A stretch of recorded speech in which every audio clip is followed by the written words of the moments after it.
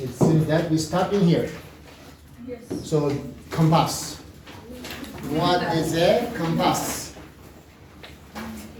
All right.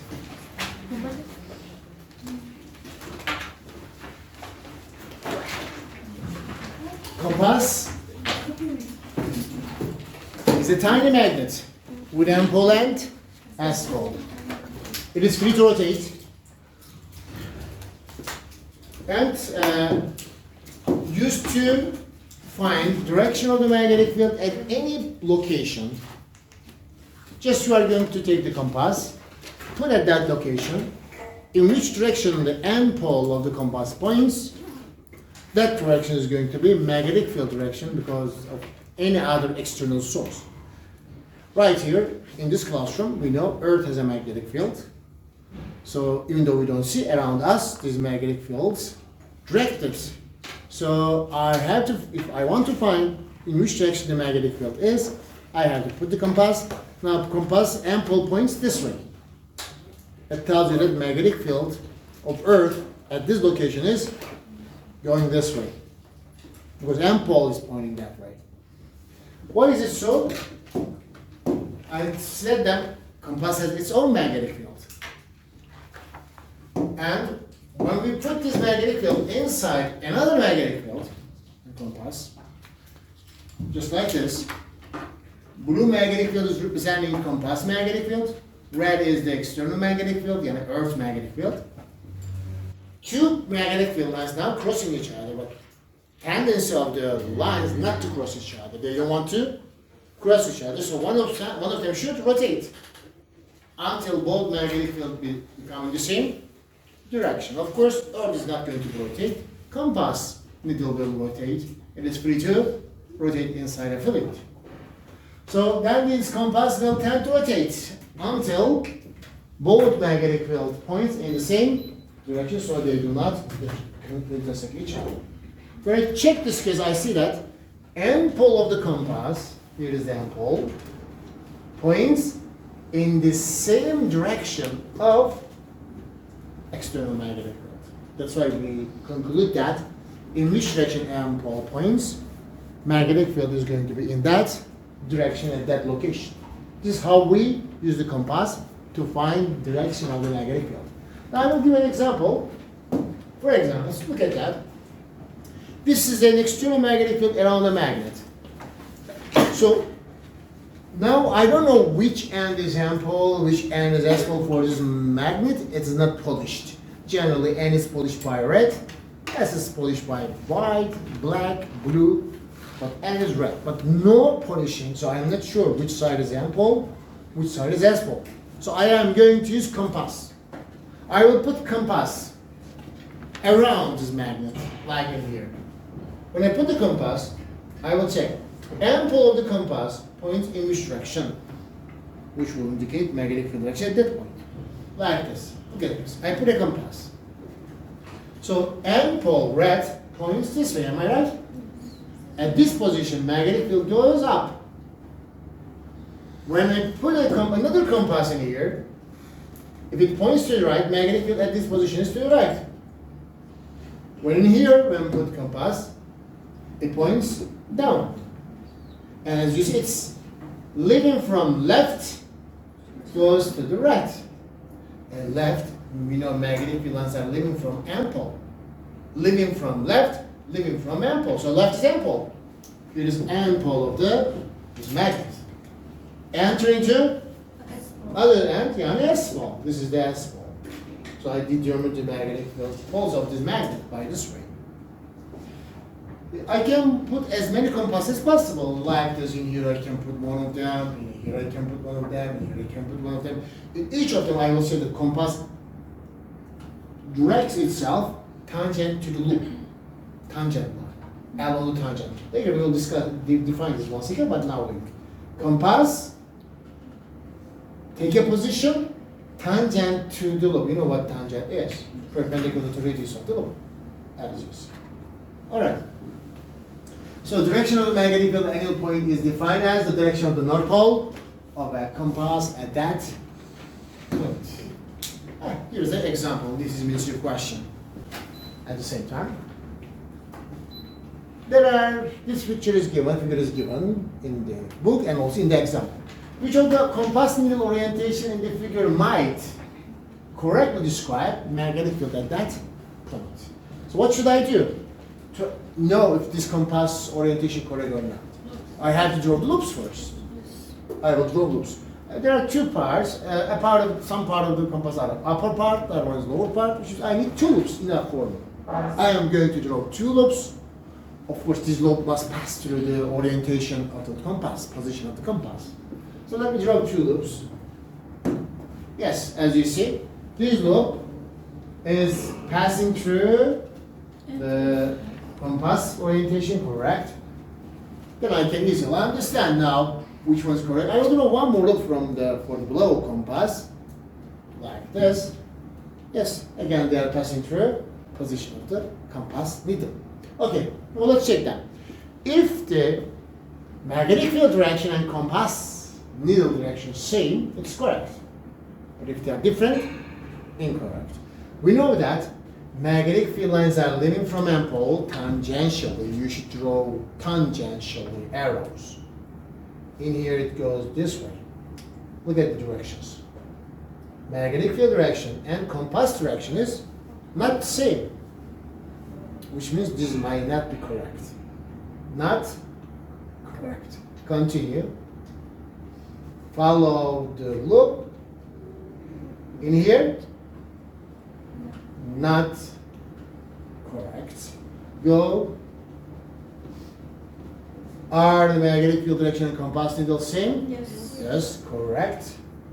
Go, go, go, go, go until where the compass is put. Are they also almost same direction? That's why it might. Yes, possible. Possible. Let's check the below loop. Leave from M pole. Follow the loop until the compass. Arrows are now different directions, so not correct. Continue along the loop. They are opposite, complete opposite. So not correct. It goes and goes and goes and goes, goes, and enters as well. So two orientation correct. A and B might be correct. As I said, this is a ministry question. Teacher, if we say the angle between the compass needle and the magnetic field lines should be zero. Zero. Must be. Yes. And magnetic field is a vector quantity. And represented by capital B. Symbol of magnetic field is capital B. Unit of magnetic field is Tesla. Tesla. Tesla car. And magnetic field intensity. By the time intensity concept, you get familiar in the sound intensity. So what was the sound intensity? It was the power per area. And magnetic field intensity, lines per area. Number of lines per area. If lines are closer, more intense. And all intensity concepts are like this, all of them. Power, energy, line per area. Okay. So when the lines are closer to each other, of course, intensity is going to be greater. So this magnetic field is stronger or more intense, where magnetic field lines are closer or weaker or less intense, where magnetic field lines are farther. Now check this diagram or this iron filings. In which position the line seems to be closest at poles. That's why magnetic field of a magnet is the strongest, the most intense where at the poles. So, but B side weaker, C much farther weakest. So most intense is A, less intense, least intense. Where that is the magnetic field is strongest at A, weaker at B, and weakest at C. As I said, magnetic field is a vector quantity. So vectors have directions.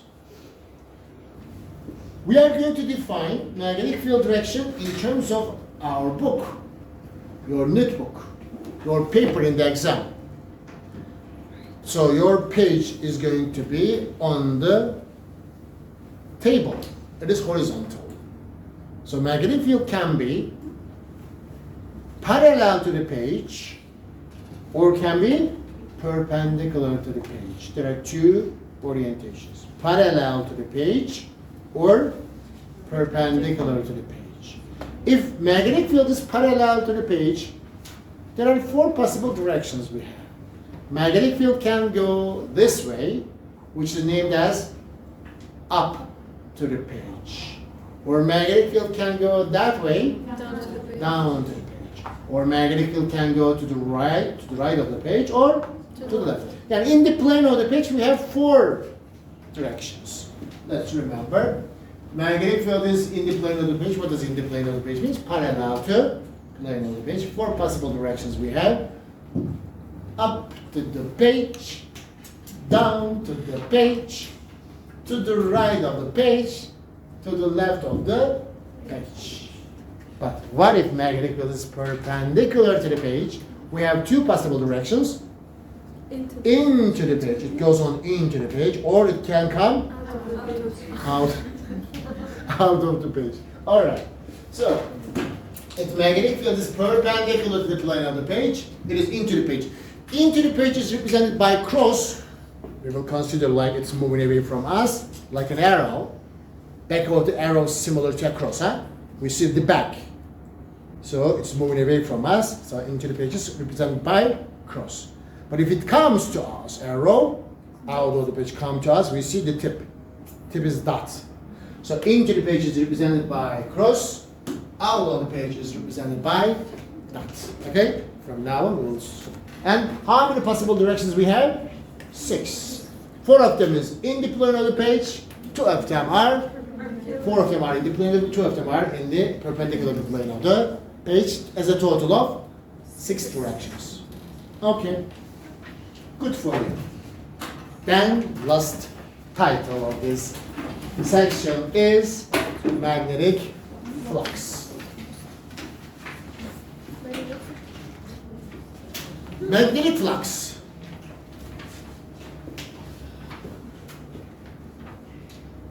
Okay, look at this picture. As you see, there's an area, and magnetic field lines are crossing this area.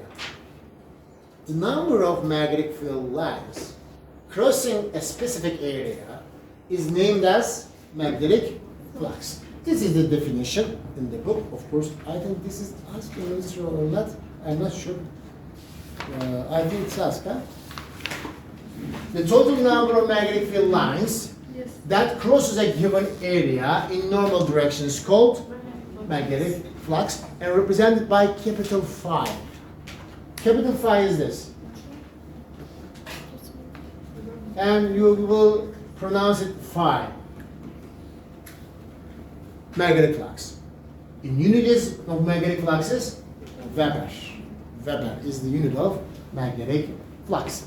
And magnetic flux, the number of lines crossing an area, a specific area, depends on, can change by 3 factors. One of them is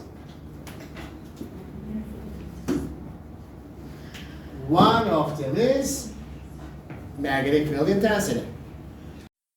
Okay, magnetic flux depends on 3 factors. One of them is the magnetic field intensity. Okay, look at the picture. There are 2 identical areas. And in the one area, as you see, magnetic field lines are closer, which tells you that magnetic field is stronger in here.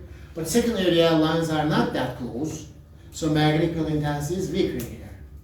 So now when you count the lines crossing this area, you are going to see that more lines crossing this area than that, which tells you that if intensity, magnetic field intensity increases, magnetic flux proportionally increases. Yes, this is one factor. So more intense magnetic field in here we have less intense magnetic field in here. And we see that magnetic flux is 1 is greater than magnetic flux 2, which tells you that magnetic flux and magnetic field intensity directly proportional. One factor is this. Second factor is the area which affects the magnetic field magnetic flux. This time magnetic field is constant. In here I kept area constant. In here magnetic field is constant. How do I know this? Separation between the lines are same. If same, so it is a constant magnetic field. This constant magnetic field sometimes called as uniform magnetic field. Uniform, constant. So this is a region of what? Uniform magnetic field.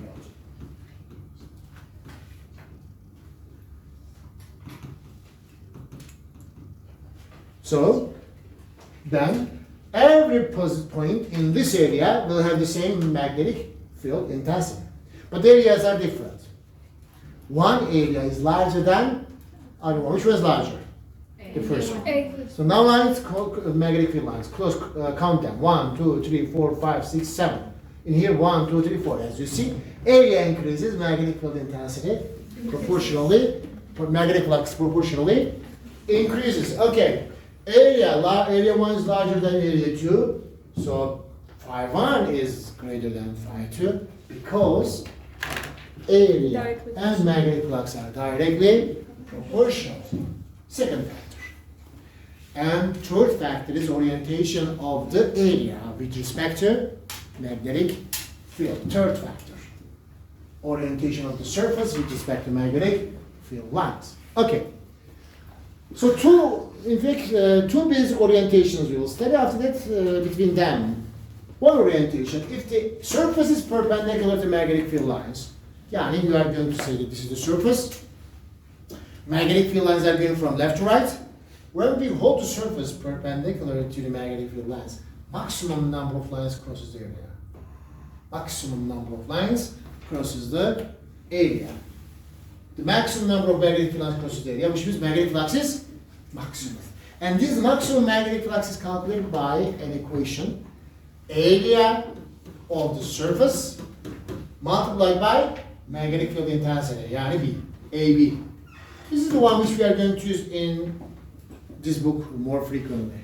In many problems, you will say that they will tell you area is perpendicular to magnetic field. If the area is perpendicular to magnetic field, magnetic flux is calculated by A times B. But in the second orientation, this area becomes parallel to the magnetic field. If area is parallel to magnetic field, this is area. Is any line crossing this area? I'm talking about this, not this. This is different. This area. Yeah. If no crossing, no magnetic flux. In this case, magnetic flux is 0. So no magnetic flux crosses the area of the surface, so magnetic flux becomes 0 when the area is parallel. But what if area is not perpendicular, but not parallel, angle between them? So it's going to be a number between 0 and maximum. So when you rotate the area, lines crossing the area decreases and becomes 0. So when the surface makes an angle, tilt, yani inclined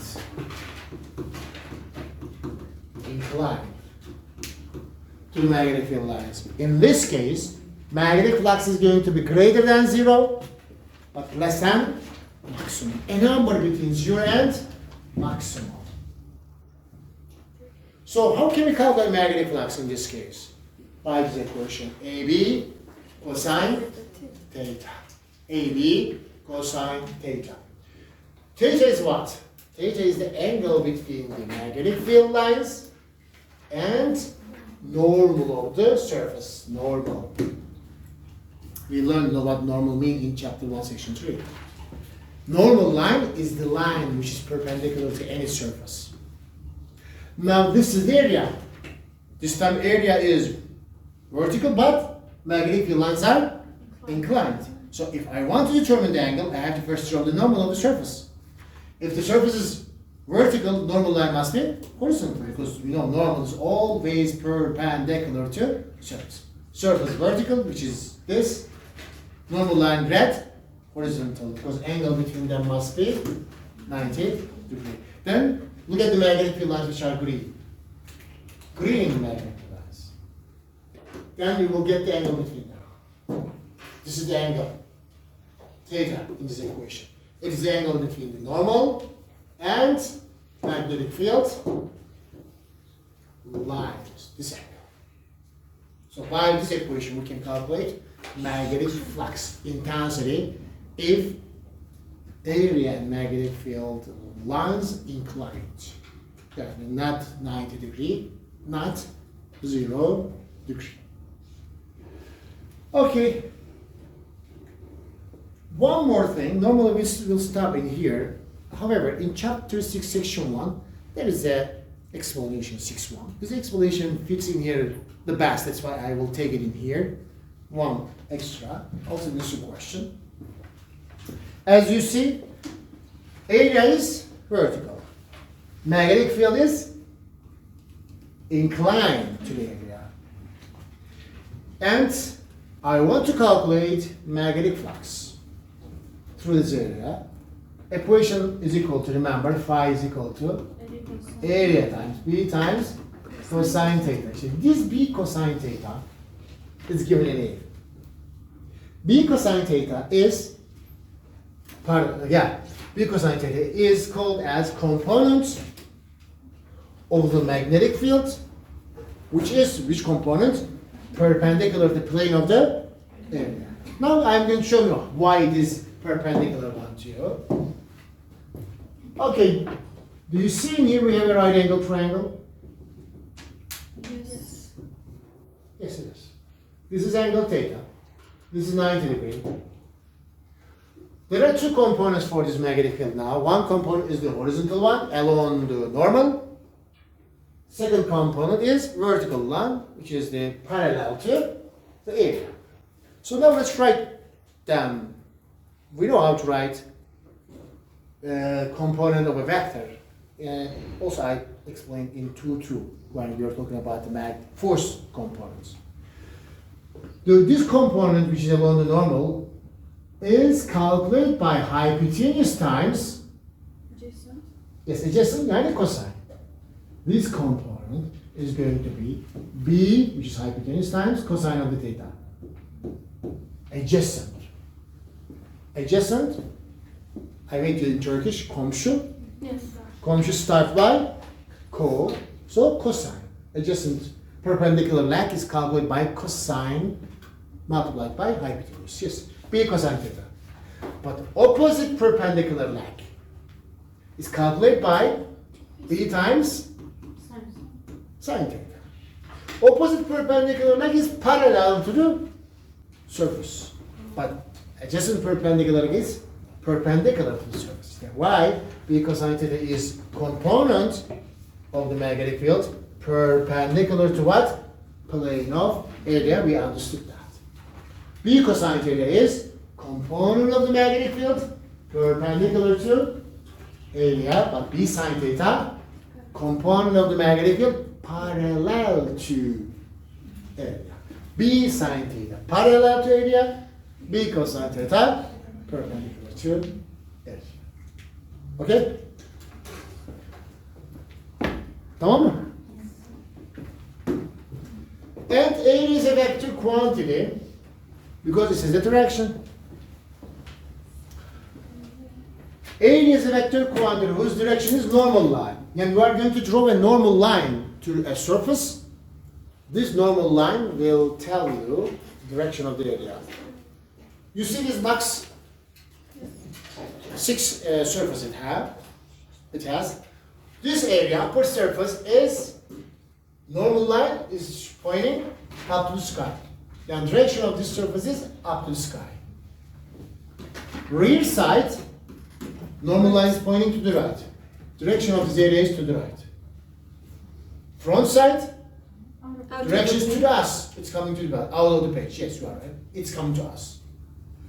Back, away from us. Yani every surface has a look direction. In which direction the surface looks, that look direction is going to be area of the direction of this area. This is looking to sky, that's why up to the sky is the direction. This is looking to the right, so right to the right is the direction. This is looking to us, out of the page is the direction. Area is a vector whose direction is normal line. You are going to draw a normal line to this area. In which direction normal line points, it is going to be its direction. What about its magnitude? Measure of the area. Yani how many centimeters square? How many meters square this area it is? It's going to be its magnitude. And magnetic flux can also be expressed by scalar product of area vector and magnetic field vector. Yani this is normal beyond high school level, but it is put in your book. This equation, I will just say what is needed, not more than that. AB cosine theta is equation to calculate magnetic flux. How much is the magnetic flux? What is this? This equation is representation. This dot is called as scalar product.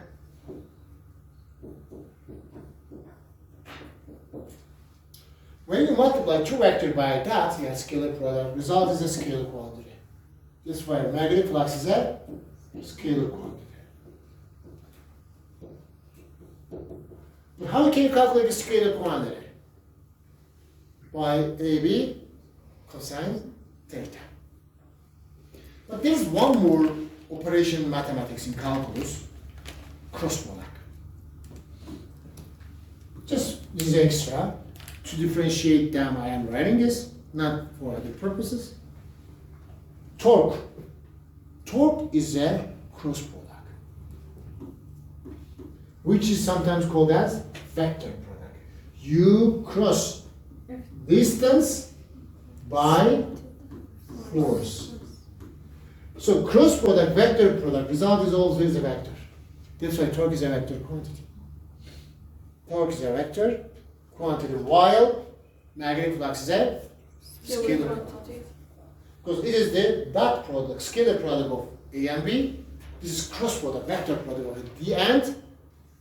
How do we calculate cross product? Torque is equal to Ft sine theta. All cross products have sine theta, while all vector products, scalar products have cosine theta. Not all of them cosine theta. Last year you studied one more scalar product. You don't know, but you studied work. Work is also a scalar product. Work is force dot v, distance vector. It's a scalar product, result is a. So how do we calculate work? Last year you did this. F, T, or delta x, whatever you said. I don't know last year. Cosine. Because what did you say? Scalar products always cosine, while cross products, yani vector products always sine. Okay? Yeah, and this is just enough. Knowing this one, I told more than in your book. Only know that this is also calculating magnetic flux, but in a different mathematical operation than high school. Okay?